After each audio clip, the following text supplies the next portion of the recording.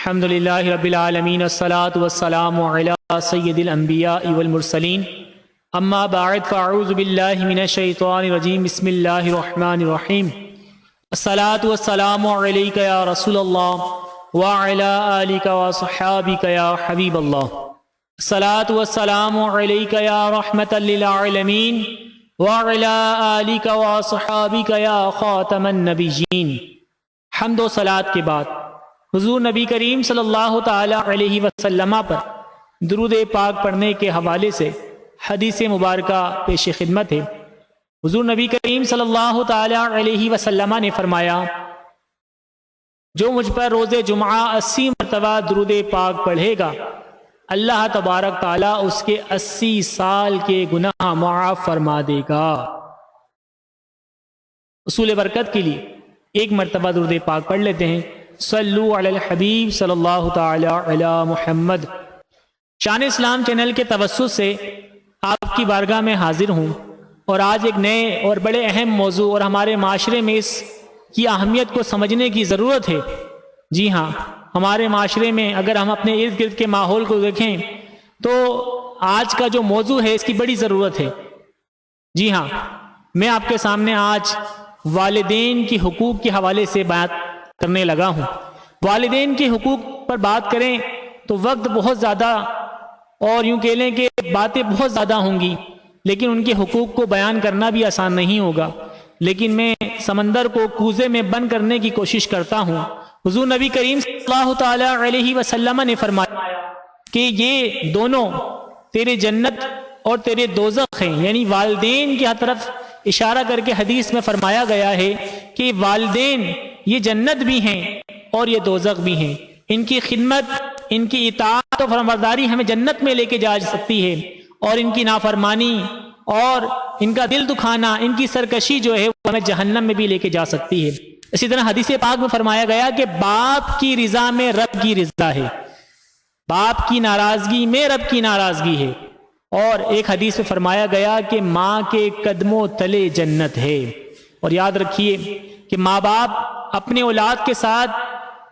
اس طرح پیش آتے ہیں کہ سب کچھ اپنا قربان کر دیتے ہیں، لیکن یہی اولاد والدین کے ساتھ کچھ بھی سلوک نہیں کرتی اور یہ سوچتی ہے کہ ہم نے بہت کچھ کر دیا۔ جی ہاں، آج ہمارے معاشرے میں سوچتے ہیں کہ اگر والدین کو 2 وقت کا کھانا کھلا دیتے ہیں، ان کو پہننے کے کپڑے دے دیتے ہیں، یا ان کے سامنے اچھا رویہ اختیار کر لیتے ہیں، تو سمجھتے ہیں انہوں نے بہت کچھ ادا کر دیا، بہت کچھ کر دکھایا۔ میں آپ کے سامنے ایک حکایت پیش کرنے لگا ہوں۔ مواعظ نعیمیہ کے اندر اس حکایت کو بیان کیا گیا ہے۔ آپ لکھتے ہیں کہ ایک شخص تھا جس نے اپنی والدہ کو 7 حج کندھوں پر سوار کر کے کروایا، یعنی پیدل سفر طے کیا۔ مینا، عرفات، طواف، صفا مروہ، ساری چیزیں جو ہیں وہ پیدل کندھے پر سوار کر کے وہ حج اس نے ادا کروائے۔ 7ویں حج جب وہ طواف کر رہا ہوتا ہے تو اس کے دل میں خیال آتا ہے، اس کے دل میں خیال پیدا ہوتا ہے کہ شاید میں نے اپنی والدہ کا حق ادا کر دیا۔ ہائے، وہ رب تو دلوں کے حال سے بھی باخبر ہے۔ جب یہ شخص رات میں سوتا ہے تو خواب میں دیکھتا ہے کہ قیامت برپا ہو گئی اور لوگ افراتفری کے عالم میں ہیں، اور وہ اپنی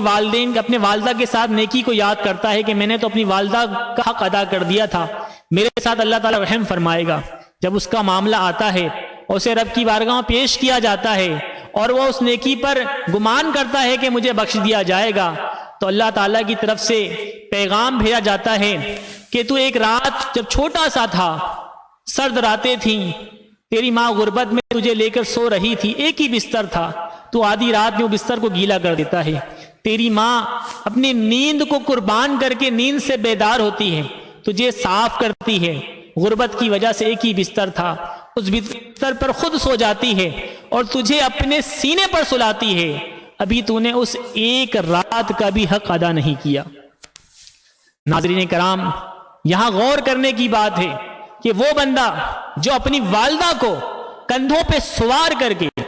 7 حج کرواتا ہے، مینا، عرفات، مزدلفہ، تمام طرح کے مراحل میں اپنے کندھوں پہ سوار کر کے ادا کرتا ہے، اس شخص کے بارے میں کہا جا رہا ہے کہ تو نے تو ابھی اس ایک رات کا بھی حق ادا نہ کیا، کہ جس وقت تیری ماں خود گیلے بستر پہ سوتی رہی اور تجھے اپنے سینے پہ سلایا، تو نے بھی اس ایک رات کا بھی حق ادا نہ کیا۔ ہمارے لیے مقام غور ہے،